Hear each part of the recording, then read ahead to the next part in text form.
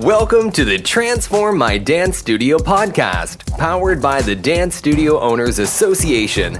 Over the next 8 weeks, as we are thrilled to be welcoming the one and only Hilary Parnell as our guest host for a brand new series, Pliés to Profits. Hilary is the owner of Academy for the Performing Arts in North Carolina, and this very special series will give you an inside look into how Hilary has grown her dance studio as she shares her tips on building $1 million dance studio.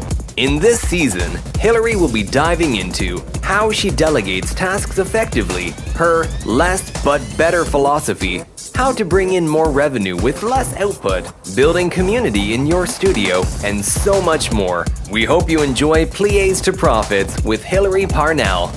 Welcome back, everyone. I hope you have had a chance to listen to the first 3 episodes in this season of Pliés to Profits. If you haven't, we covered so many really great topics to help you become the CEO of your business, increase your revenue and profit, and enjoy some of those freedoms that are supposed to come with being an entrepreneur.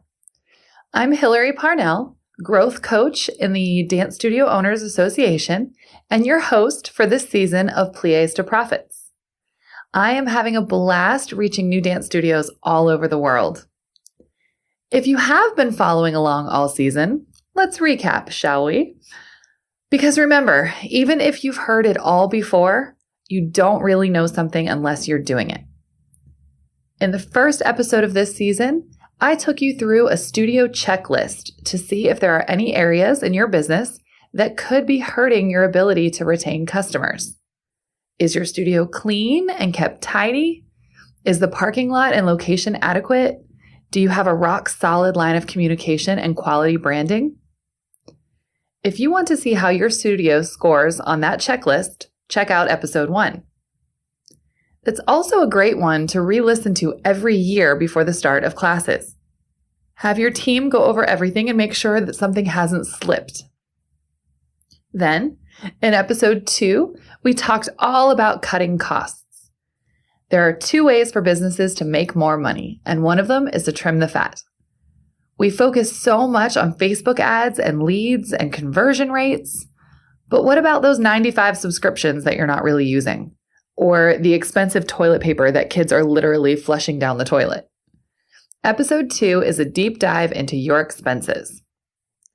And then last week, in episode 3, we talked about some really creative new revenue streams studios are coming up with to help build their businesses back after COVID.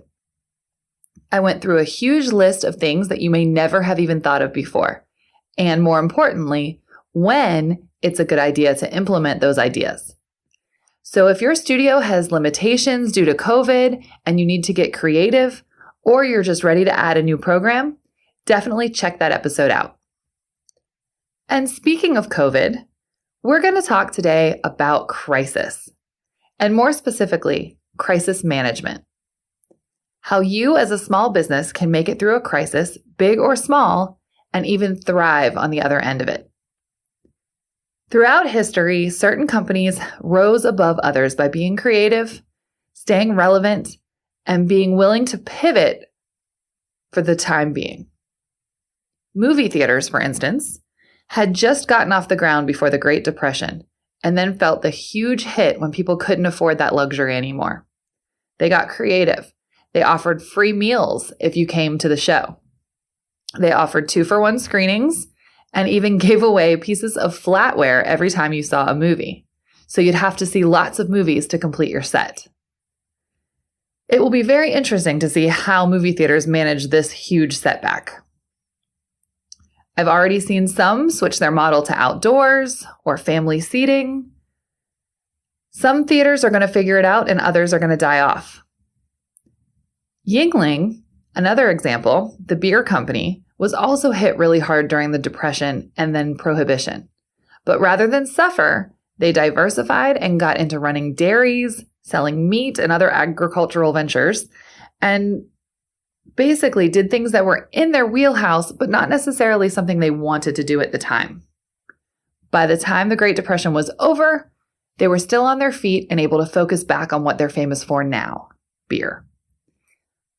I'm sure you've seen creative efforts all over your own small town right now. The businesses that have full restaurants built outside, the nail salons that will come to you, the drive-through boutiques and drive-in movie theaters. But many business owners are not so creative. And what's worse, some may have had really great ideas, but not had the management skills or the staff infrastructure to make it happen. As dance studio owners, I already know you're creative. That's practically in the job description. So you have the ideas, but have you been able to execute them? I've heard some studio owners have great plans, but realize that they had to fire their whole team, or it's always just been them. They can't pull it off working 100 extra hours a week, so they just close the doors. Or some studio owners have great ideas and a great team, but the execution is sloppy and frustrating, and they ended up losing even more students because the customer experience was so horrible. It's only the studio owners with great ideas, a great team, and who are truly excellent leaders that have made it through and are now thriving as the pandemic starts to lift. Everyone has been so focused on Zoom versus Google Meets, or tap mics and soundboards, or can we dance in the parking lot, or masks or no masks. I'm here to tell you that the success through the pandemic has nothing to do with any of that. Whether or not you're going to make it out of this crisis has everything to do with the work that you have done for the past 5 years to build your team and manage your business. All of the work leading up to the crisis is what determines your success, and it has nothing to do with Zoom. Now, you might be thinking, dang it, I wish I had known that 5 years ago. Is it too late? Well, hopefully not. Hopefully you have figured out how to hang in there and how to make it through this, even if it's only barely. And if you have, the silver lining is that you've learned a lot that will help you the next time there is a crisis. Now, let's be honest. Nobody opens a dance studio for the short term. You're going to be in this for a long time, and something else is bound to happen. Hopefully not another global pandemic anytime soon, but anything can turn into a crisis if you're not fully prepared. The first thing you should focus on when crisis-proofing your business is making sure that you are not involved in the day-to-day work. Sure, you might still teach some if you love it, but your studio should be able to run completely without you. In a crisis, you need to have a clear head. You will need to focus on new things while the studio just moves forward. Throughout COVID, I was on calls daily with my accountant and my lawyer, listening to press conferences from the governor every day and watching the news. I was in the DSOA Facebook group strategizing with other studio owners and figuring out what to do next. If I had to stop what I was doing to teach every day, I would have been very distracted from all the high-level thinking that I needed to do. If I had to check emails every day and see how many people were dropping like flies, my decisions would have been swayed and my emotional state would have been affected, and I couldn't act as a strong and positive leader for my team. I watched so many studio owners drown throughout all of that, and I realized how lucky I was to have put a team in place that could handle that stuff while I focused on completely reinventing the business. I recently shared on one of my coaching calls that part of the reason I was compelled to make sure that my business could run without me was because I was pregnant. And I was pregnant for like 5.5 years straight. I had 4 kids in 5.5 years. And I knew that there would be times when I couldn't be at the studio. I knew that my life was going to change drastically, and that if I didn't get it together, I would never see my children. As I had my babies and they started growing up, I took it a step further and realized that I actually wanted to see them grow up. I wanted to be around and an active role in their lives. So I have dedicated a large portion of my day-to-day work towards making sure that I don't have to be at the studio. Now, you may very well love teaching, and that is your joy, and that is what you need as an outlet. And I believe for many of you that's the case. And for many years while my kids were younger, I would teach a few hours a week here and there because I did enjoy it, especially if I was teaching my own kids. Now, I don't teach. I spend my afternoons helping my children with their homework and dropping them off at sports and talking to their coaches and talking to my kids in the car to make sure that I am a present parent. And that was all possible because I worked hard on my studio to make sure that it could run without me. But if I had not had that motivation, if I had not had the life-changing event of having children, would I have understood the importance of prioritizing them over my business? Or would I be 20 years in, still going to work every morning for office work and then staying until 9 or 10 o'clock at night teaching and doing other things? I'm scared to say that the answer might be yes. And I'm so grateful that I had the wherewithal to make that change when I did. But I see dance studio owners every day that are going into their 15th, 20th, even 30th year, still working every night until 10 p.m. and burning themselves out. So what I want to talk about today is the steps that I took not only to get myself out of the studio on a daily basis, but the steps ahead of that have helped me make it through the most recent pandemic with a happy team, amazing reputation in the community, and thriving with even more students than I started with. Because at the end of the day, we may not have another pandemic, but let's be honest, hopefully we will not have another crisis to this level, but what about the smaller ones that come up? What about when someone gets hurt at the studio and you're not there? What happens if a toilet breaks and the bathroom is flooded and you're not there? What happens if one of your teachers suddenly quits or goes on maternity leave? What happens if there's a hurricane coming or a fire or some other natural disaster? All of these situations are much more likely than another global pandemic at this point. And I want to help use what I learned through that pandemic to help prevent studio owners from falling apart during any kind of crisis. At this point, I'm pretty confident that if I can navigate through COVID and come out better than we went in, my team and I can handle anything. So I'd like to tell you more about how we did it. First of all, it's important to make sure that you have systems in place. And I know that concept has been beaten into your brains over and over again. There is a reason. It works. The only way anything can get done in a business without the owner is to have a system in place. Period. Do you think the owner or even CEO or even executive vice president of Bed Bath & Beyond is there when a new store opens? Do you think the president of Burger King is called when someone slips and falls and an ambulance is called? Of course not. There are so many layers of people between the owner and that situation, and they all know their role and they all know the systems and they know what to do to make that event successful. Like, could you even imagine not being at the studio on the first day of classes? That seems crazy, right? But my kids go to a privately owned private school with 6 or 7 locations in the Southwest. For me, it would be weird if the owner was there.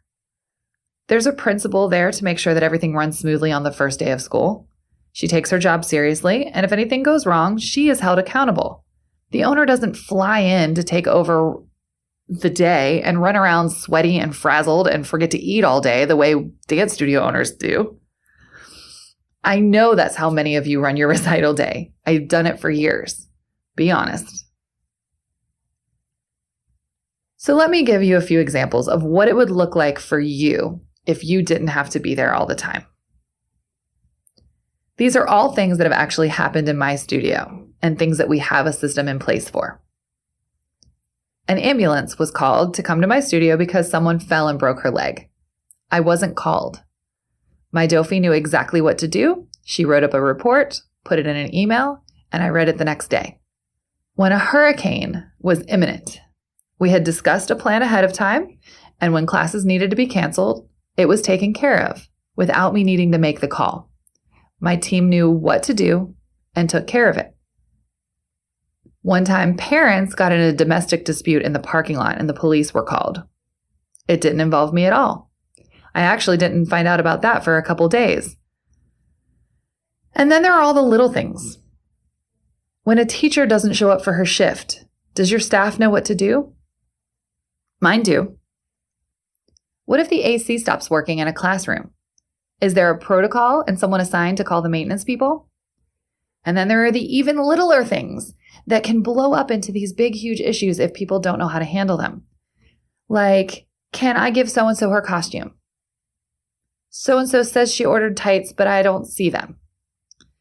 Someone is upset about a charge. Can I give her a refund? These are all the kinds of things that live in your head and need to be set free. The only way you can empower your staff to make these decisions without you is to get them out of your brain and into systems and let go of the control. It's going to be work on the front end, but imagine a world where you cannot be at the studio every hour that it's open. Imagine a life where you get to have dinner with your family. Now, think about how all of that translates into a crisis situation. In any crisis, there will be new things that you will need to do. For example, when the ambulance was called because someone broke her leg. Now, in this particular situation, nothing really came of it. But let's say you need to give a statement, follow up with her in the hospital, send a care package home, talk to your lawyer about anything you need to do, have an interview with the insurance company. What if the family sues you and you end up in a long court battle? How would you deal with all of that if you're normally teaching 30 hours a week and have all the other systems in your head? Not only would your business definitely suffer through this process, but so would your own mental health. Having all of that resting on your shoulders is an amount of stress that could easily break a person. That hurricane is coming. You are dealing with picking your kids up early from school and picking up wood to barricade the windows at your house, and you're worried about your beachfront property and calling the insurance companies. It can be very comforting to know that your staff already knows to shut down all the computers, to put towels in front of the door that always leaks when you have heavy rain, to turn off all the lights and to bring the trash can in from outside, or whatever else would need to happen. Then, when it's over, and let's say you have roof damage, you'll be dealing with calling the repair people and cleaning up the mess and reworking the schedule if necessary to avoid that classroom. But if you had to teach in the morning, answer voicemails, answer emails, order costumes, buy toilet paper, and all those other things, you'd go crazy. Surviving a crisis is all about making sure that you are physically and mentally available to take on the new tasks that the crisis creates while your studio moves forward without you. It also means making sure that you have the energy and enthusiasm to keep going. When COVID hit, there were so many studio owners who immediately got scared, furloughed their whole team, and maybe even eventually pivoted to virtual classes after a couple weeks, but only because they saw other studios doing it in town. But they were teaching all those classes themselves or with a skeleton crew. If this was the case for you, your day probably looked something like this. You woke up after a horrible night's sleep at 5 a.m. to check your email and to see how many people quit. Your heart was heavy by 9 a.m. when you had to get ready to teach your first preschool class on Zoom. You faked a smile through a few hours of teaching, and when it was over, you were dripping with sweat, only to go back to your computer to run all the refunds for all the drops and to check your bank account. You tried to catch a press conference here or there about the next phase that your state was going to be in, but you had to leave halfway through to jump back on Zoom for 4 more hours of classes, each with only a couple kids in them. After class, you probably stayed up until midnight or later and tried to read up on the PPP funds or grants that you might be able to apply for. You ended up missing the deadline, not securing the funds, or maybe you never even heard about the PPP in the first place. You never had time to advertise during the pandemic, and now that it's lifting, you have half your competitive team left and almost none of your rec kids. Your landlord never gave you help, and now you're behind on your rent. You didn't get any financial help from the government, and you've burned through your savings.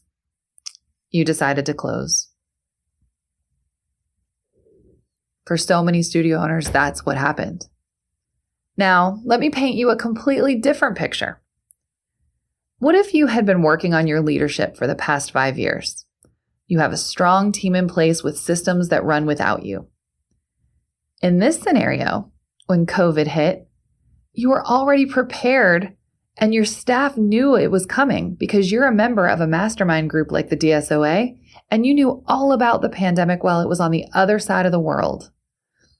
Your team knew exactly what to do when lockdown came, and you were up and running with Zoom classes within a day.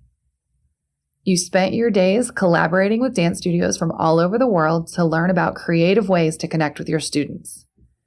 You presented new ideas to your team and they just ran with them. Your new website for virtual programming is launched. Your class director is handling all the drops and refunds and gives you a report at the end of the week, so you don't even have to think about that.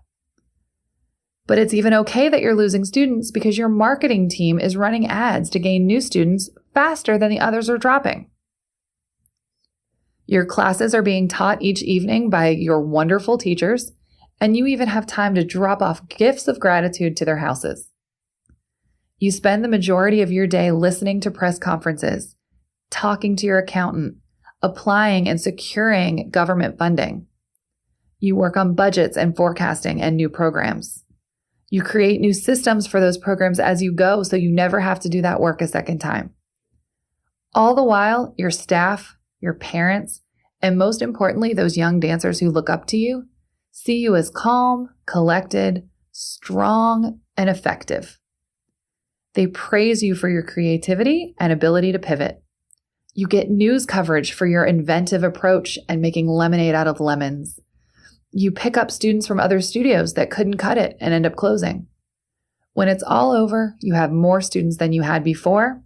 Your team sees you as a leader and are grateful that you were able to continue to pay them, and you boosted your business into the best year you've ever had. Think about that. Now, we haven't fully finished our fiscal year yet, but currently, my studio has more competitive students than last year. We've added 2 new programs that are 100% full, and our monthly tuition income is higher than it was before COVID. As I said before, I believe none of these wins had anything to do with how we did things during the crisis. I don't think it had to do with Zoom versus Google Meets. I don't think it mattered that we did or didn't have a soundboard to make sure that our music can be heard over Zoom. I believe that our ability to navigate this crisis had everything to do with the fact that I have worked hard to build a company that runs like a business and not just a hobby or a labor of love. I believe things worked out because everyone knows their responsibilities and there is a culture of professionalism and enthusiasm at my studio. How can you work today to start making sure that the next time your studio has a crisis of any size, you can come out better than you went in? What steps can you take to ensure that each and every challenge you face is seen as an opportunity to grow and become better? I'm sure I'll get to more tips in another episode at some point, but for now, start with those systems. Get the information out of your head and into other people's hands. Practice delegating and not being at the studio every minute that it's open. Start small and build from there. And I know, it's funny. I feel like I've ended so many episodes with the same message. You can't do it all, systems, blah, blah, blah, delegate, blah, blah, blah. But in another episode, it was about spending time with your family and finding freedom. In another episode, it was about learning how to build a strong team and empower them. And this time it's about crisis management. But it's all the same thing. If you run a tight ship, you can have all of those things. You can have time with your family. You can have a team that you can count on and respects you. And you'll be able to navigate crisis situations when they come up. So yes, I'm saying systems again. I'm saying delegate again. Hopefully someone needed to hear it just one more time to give them enough ammunition to finally take the leap. If not, don't worry. I'm sure it will come up again. Thank you all so much for tuning into this episode. This season is going by so fast. We've only got 2 episodes left, and I have a few really fun topics to talk about.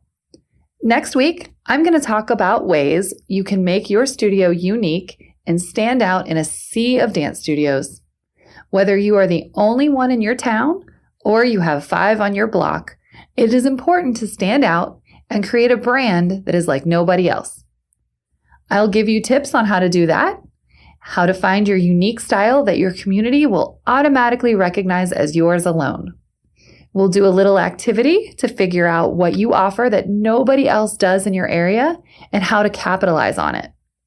It may be something so small or seemingly obvious to you, but if you're not telling your customers about it, then you could be wasting a great opportunity. We'll talk about your customer avatar and how to continue to reach customers who will not only help grow your business, but make it stronger. And finally, I'll do my best to convince you why some customers are worth losing. I promise I'll only talk a little bit about systems. I'm Hilary, and I can't wait to see you again on the Pliés to Profit series on the Transform My Dance Studio podcast for the Dance Studio Owners Association. We hope you enjoyed this week's episode of Pliés to Profits on the Transform My Dance Studio podcast. You can learn more about Hilary, plus the behind-the-scenes stories from 19 other successful dance studio owners from around the globe in our brand new book, Dance Studio Secrets: 65 Ways to Build a Thriving Studio, is now available on Kindle and paperback from Amazon.com. See you next week for a new episode with our special guest host, Hilary Parnell.